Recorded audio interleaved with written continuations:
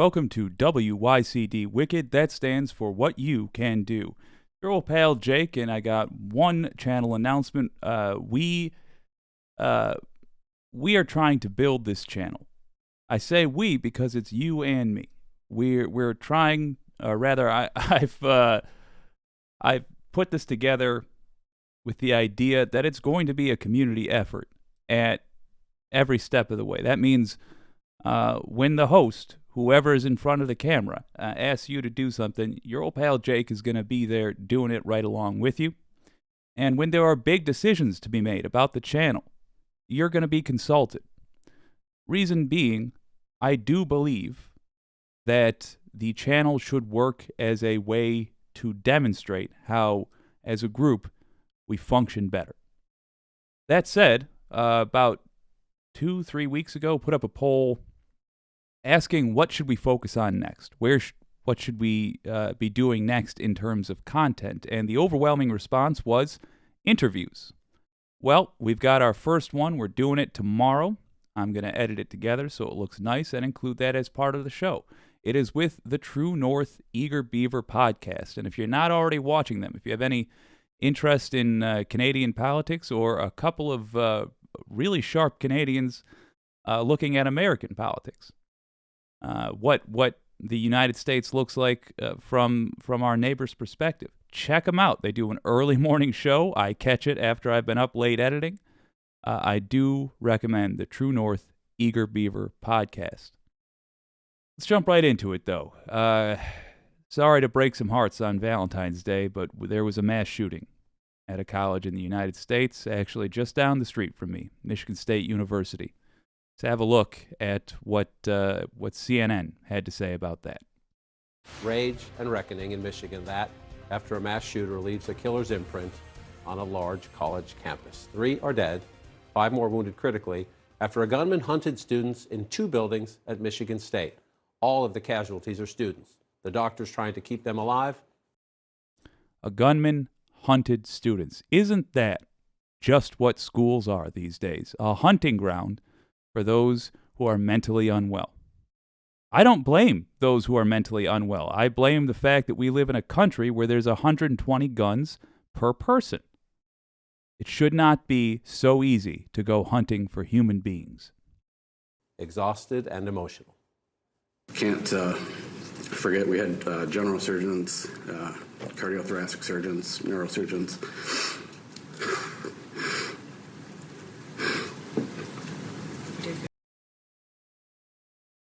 Why is this guy crying?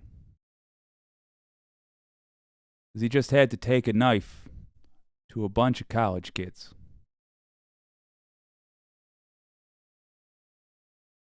He knows what the odds are that they'll survive, and he also knows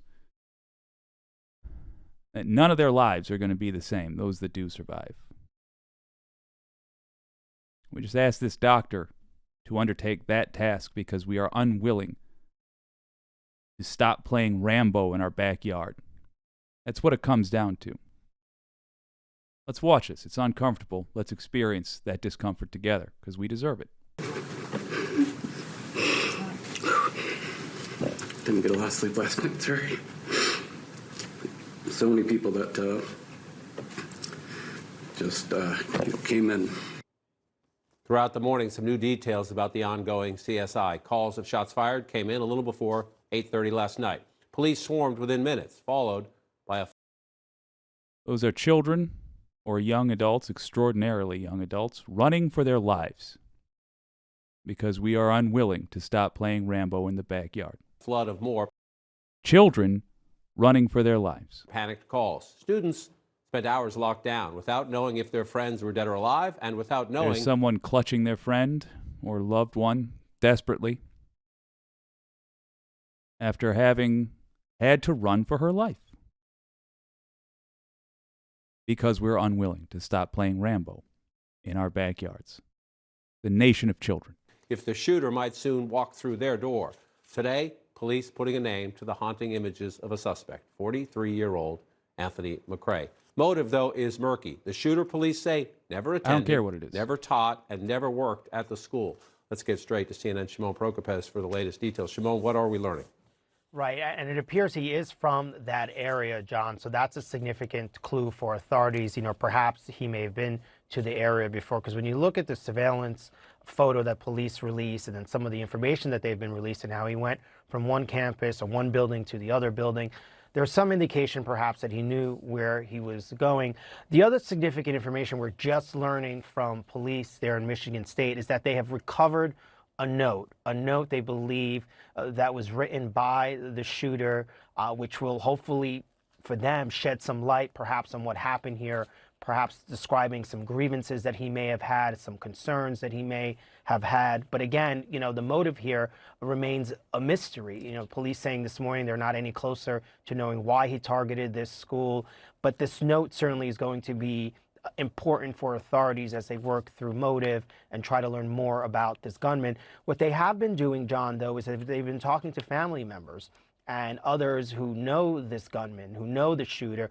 And it sounds like from their information from the families that certainly this was a troubled individual, a family member describing him as sort of secluded, kind of to himself. There was some trouble after his mother died, according to his father. So it sounds like for authorities, at least, they're learning more about the shooter here. And at some point, maybe, and we may not know ultimately what the motive is here, but certainly, we hope to hear more from authorities. Other thing very important here, obviously, for the victims, that community and what they're going through. All of the victims here, students of the school, the 3 dead and 5 that remain in the hospital. And you could just see the emotion from the doctors, who see all sorts of trauma, see all sorts of issues to sort of give that kind of emotional statement and to talk about it in that way. It just tells you the effect this is having on the community.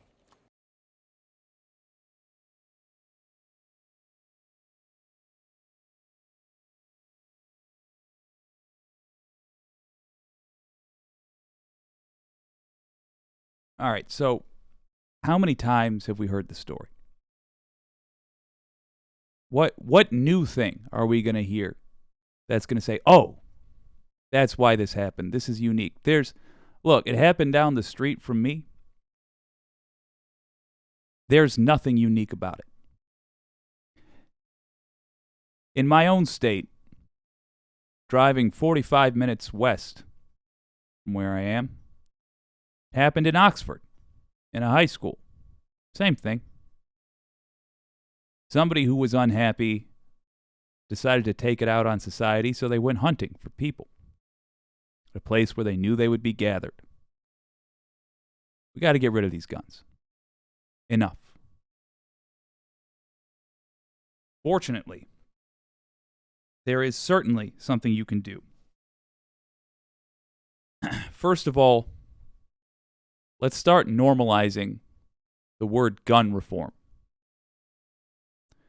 I would very much like us to start getting that as part of the conversation.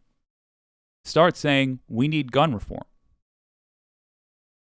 Let right-wingers worry about how much they're going to dilute that. They will certainly try, because they don't care about human life and they are bribed by the NRA. Okay. Let them deal with the awkwardness of having to pick and choose careful words. Right now, lefties are afraid to say, get rid of guns. Lefties are afraid to take any sort of a drastic stance. How dare we be the ones who are sheepish about this? Because there's dead kids on the ground.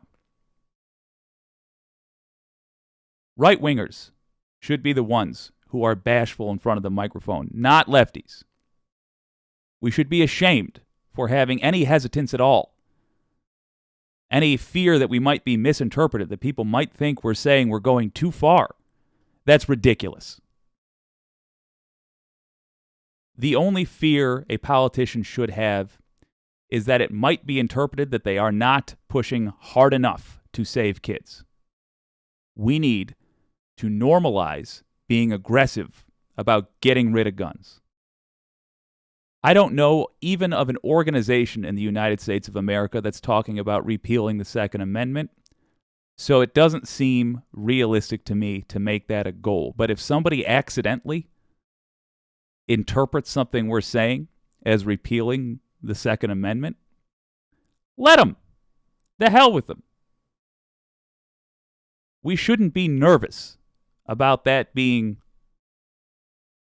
a misinterpretation of what we're saying. Again, the people that should be nervous are anybody that is resisting gun reform. It is so obvious that we need gun reform in this country. Start calling it gun reform. Gun reform would then refer to the entire umbrella of laws that restricts who can have a gun in this country. Not everybody should be allowed to have one. It is easier to get and own a gun designed only for killing people than it is to get and own a car designed for transporting people. That needs to be our standard. At a minimum, you should require in every state, a gun license. You should require a background check. You should require a hell of a lot more than is currently required in every state. Have a look at gun ownership and homicides in selected countries.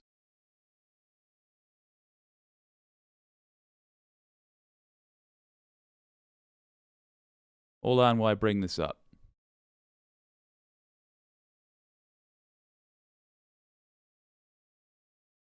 So this is a view of gun ownership as compared to the homicide rates in various countries. Let me get this proper size.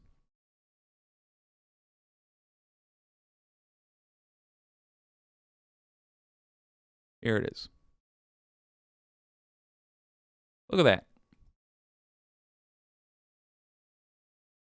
United States, per 100 people, I misspoke earlier. Per 100 people, there's 120 guns. Means everybody in the United States owns 1.2 guns. Obviously, it's an average. Canada, gun ownership per 100 people, 34. Look on the right there. Gun homicides per 100,000 people as of 2019.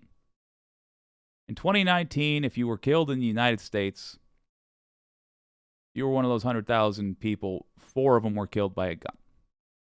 What about in Canada? 0.5. That massive drop-off. 0.5. If you want to talk about countries that have actual responsible gun owners, got Australia and Norway. Gun ownership per 100 people in Australia, 30. It's just about the same in Norway. 0.18. That's how many people are killed in Australia per 100,000 people by a gun. 0.18, and in Norway, 0.07. Israel is a country that is constantly fighting with Palestine over this, that, or the other thing, and even they have less gun homicides per 100,000 people than the United States. Look, it's obvious. There's just too many guns. It's too easy to own a gun. I have a link in the description that you can go to if you feel that you want to take action. I recommend grouping up with other lefty organizations, with other organizations that are actually interested in helping human beings. Every Town is the name of the organization that I think has the best plan going forward, because they are approaching this from multiple angles, and the overall goal is the same: reduce the number of guns in America. It's what we have to do. It is a massive task. The upside to that means that any solutions we implement will make things better, because the problem is so bad right now that doing anything would be better than where we currently stand. So, everytown.org. That is the people I recommend grouping up with. And simply work with them to demand stronger regulations for gun ownership. Contact your representatives. Follow Every Town's articles Pick what is wrong in your state, match it up to what every town is recommending. For example, they have a list of which states have rejected legal immunity for the gun industry, as in they can't be sued for the deaths they cause. Michigan does not have one, so I will be looking at other solutions for Michigan. But if you live in Illinois, Michigan has not rejected the legal immunity for the gun industry. So I will be working on that in addition to others. If you live in Illinois, they have adopted that policy. Same in Virginia. The point is, go to every town, look at the solutions they have presented. They have it laid out rather neatly. Decide how to approach it, but approach it. Don't fail to approach it, or the next deaths, it's going to be hard to say that we aren't in part responsible. I didn't walk into Michigan State University and shoot a bunch of kids, but it happened in my state. Right now, my state has full control of the state Senate and House and the governor. The Secretary of State is a Democrat. The Attorney General is a Democrat. In other words, my state has absolutely no excuse. I'll keep you updated on what I'm doing. Please use it as a template. And in your state, take responsibility. Just or unjust, in your opinion, doesn't matter. Take responsibility, because somebody has to.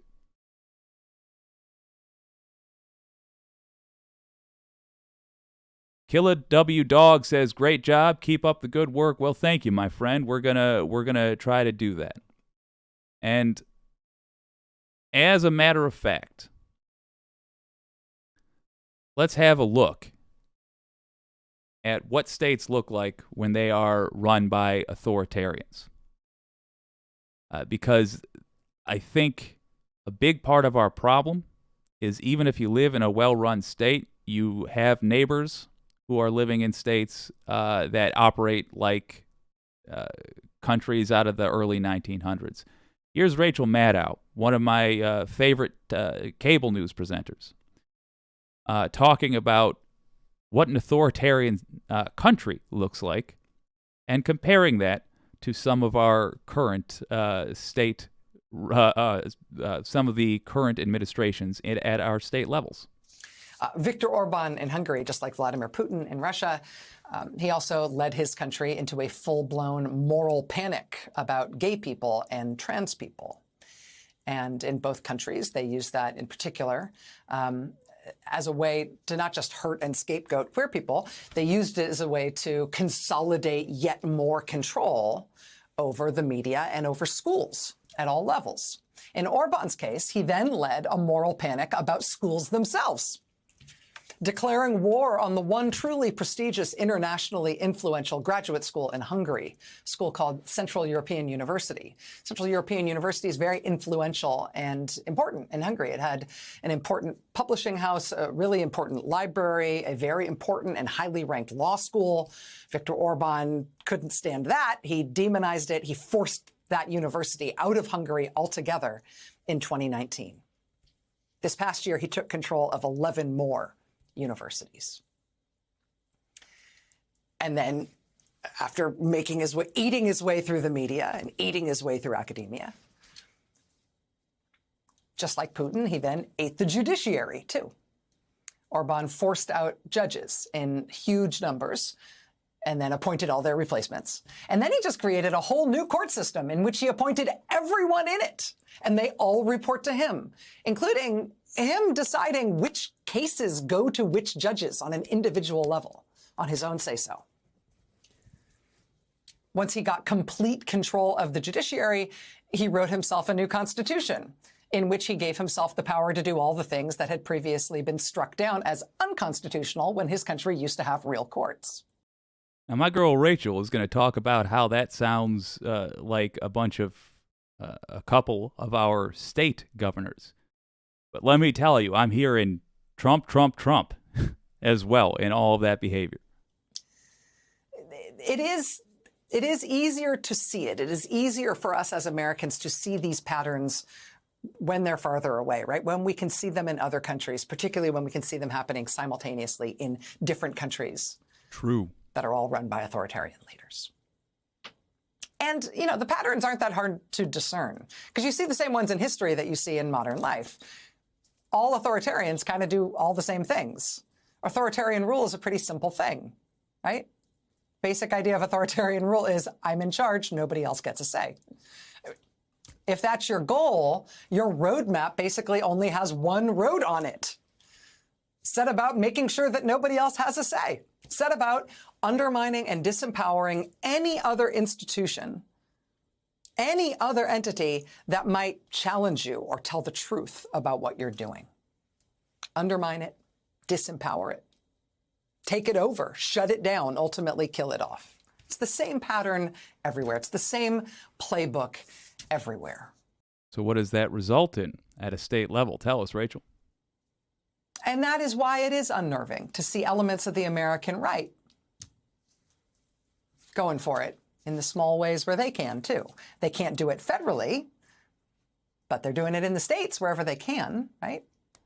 I mean, what's called Central European University in Viktor Orban's Hungary might reasonably be called the New College of Florida here in the United States, where the ambitious hard-right Republican governor of that state moved quickly from stoking a moral panic about gay people and trans people to asserting ideological control of education broadly, and then demonizing and taking over one scapegoat college in particular. So we have the issue then. There she's talking about Ron DeSantis. We have the issue of an authoritarian governor. Let's jump quickly and directly to what you can do. Because, in my opinion, this one's a layup. Vote in primaries. You ever look at YouTube videos of like puppies fighting? How about little baby pandas fighting? How about goats playfully butting heads? Why is this an instinct in so many animals? To simulate violent, dangerous combat. It ain't a joke in nature when you're fighting with another animal. You ever play with your dog and you rustle their head and they try to bite your hand? Why is that so fun for us? Evolution has showed us it's beneficial to practice. It's beneficial to engage in play conflict with the people that are on your side, where there isn't actually going to be a deadly consequence. Therefore, it is hugely beneficial to have active primaries. If there is a weakness in our politicians, wouldn't you rather know when we have a chance to choose another one who is broadly going to pursue the same goals that we are interested in? Remember Marianne Williamson? She was a presidential candidate in 2020. Way on the left. I am delighted that she was just trounced in the debates because she would have gotten trounced in the general election. Doesn't matter that I like some of her ideas. It was good to see that she didn't have the chops to make it in the general election. Engage in primaries. Now, I would caution that when you debate other lefties, remember, we're not going for the kill. Don't. If you are a supporter of one candidate and somebody is a supporter of another, don't grind them into the dirt with your facts and logic. Yeah, try to win your point when you're debating, but remember you're puppy fighting. Let them go. Don't make them feel bad. Don't generate hurt feelings. But make a strong case for the people you agree with. Get active in the primaries. 2023, we got 2024 coming up. Make it a habit. Make it a habit to vote in primaries and make sure your friends, your family are going to vote in primaries. That's how we overcome these folks. Especially if you are in a state that is controlled by one of these right-wing psychopaths. Having a robust primary, a contested primary, we're told all the time, well, that's not good. That's not good. What happens then is that the candidate has all kinds of weaknesses exposed for the general election. Man, if those weaknesses are there, they better get exposed. And America better get over it by the primary if that's the goal that's going to happen, or if that's the path it's going to take. If they can't withstand weaknesses exposed by people who are ultimately their allies, they are not going to withstand it in the general engage in primaries. I'll tell you what, we're going to listen to a little bit of the majority report talking about the train derailment that has caused so much heartache for so many. And then I'm going to tell you what you can do about it, and it's going to be talking to formerly Mayor Pete. But here's the majority report from a little bit earlier. Oh boy. From a little bit earlier discussing this. Blaming others for your problems and feed into the capitalist system. That is the only thing. On providing things like Good lodging, I'm financially, going to go back a little bit more. These politicians. The president cannot do this unilaterally. Here we go. The So president. We were just talking about right-wing governors. Here is an example of why we do not want them in office.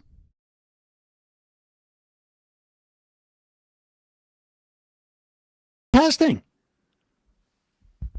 Here's a statement by J.D. Vance. This is another example of it. And part of it is because, look, DeWine could have asked the president to declare a state of emergency because that's the only way that FEMA can come in. That's the only way. The president cannot do this unilaterally. They need to respond to a request that comes from the state.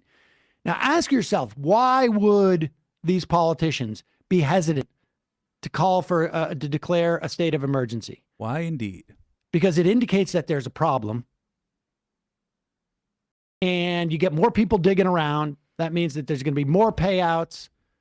And it means they got to do more work. And they're basically, you got these freight train going through their states. You know how much money the lobbyists are paying them. Here's Jay. And it means there's going to be more regulation. Ultimately, the GOP, Republicans, conservatives, whatever labels they're wearing, conservatives don't want regulation because regulation means that rich people make less money. There it is at the end of the day. That's what it always comes down to. Neoliberalism is the bane of the United States, and it's the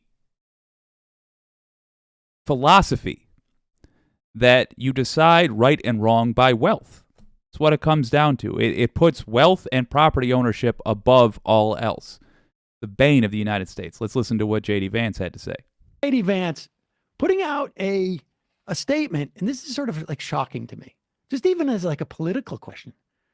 On February 13th, the derailment happened 10 days ago. No, yeah, well, 11 days ago New now. senator from the state.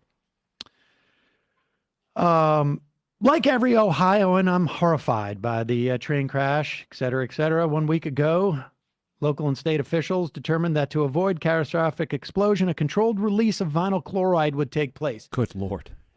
It is unclear to me what the circumstances are of and by controlled release, he's talking about this controlled burning. And it is unclear to me as to like how much of this was they had to burn some off to avoid an explosion, or they could have transferred it to other tanks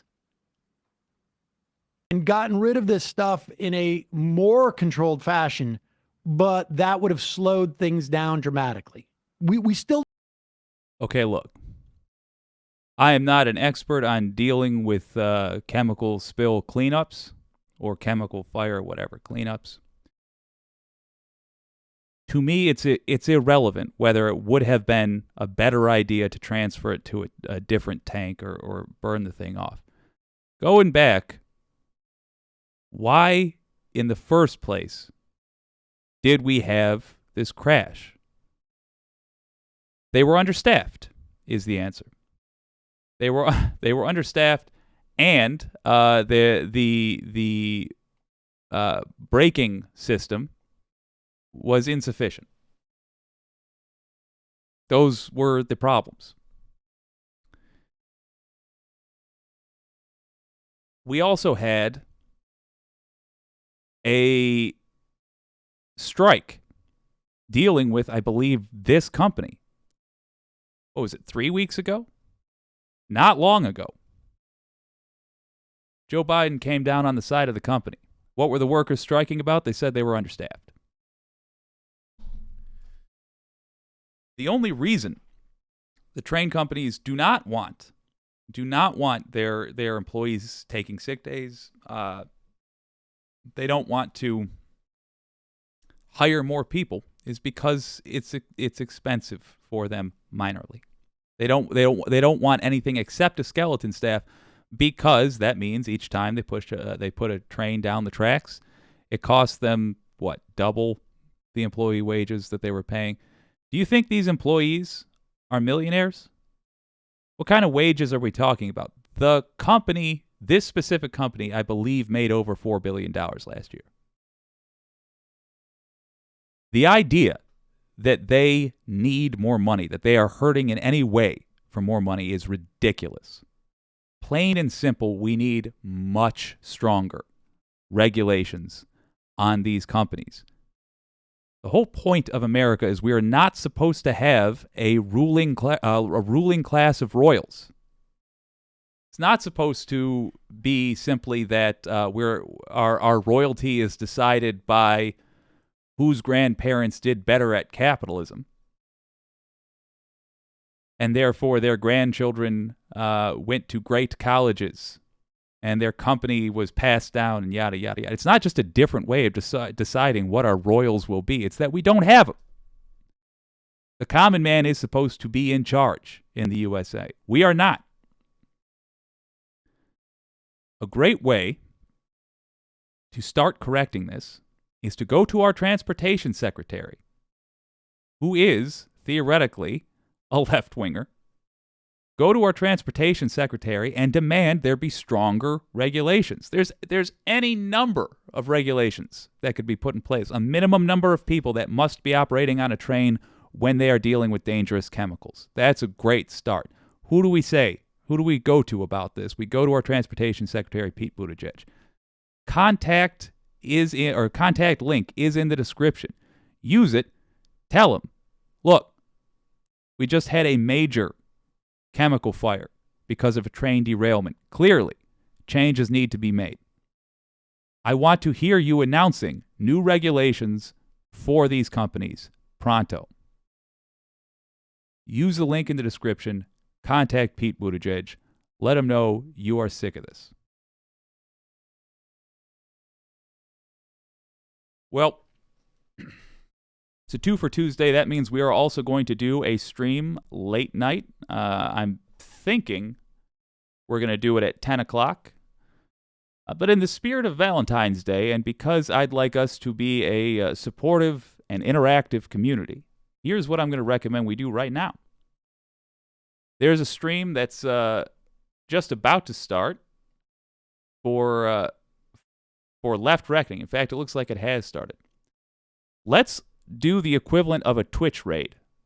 Let's all hop on over to Left Reckoning and watch together. Right now, they are talking about this train derailment. I would love to hear more of what they have to say. If you haven't heard Left Reckoning before, sort of a spin-off from the Majority Report, I recommend giving it a shot. Link's in the description. In fact, it's the first link. I'm going to head over there now. I'm going to cut out at about 9 to work on the 10 p.m. show. But I hope you'll join me over there. Hope to see you soon. Thank you for joining me on this 2 for Tuesday. This is WYCD Wicked. That stands for What You Can Do. I've been your old pal Jake. I'll see you on the Left Reckoning stream.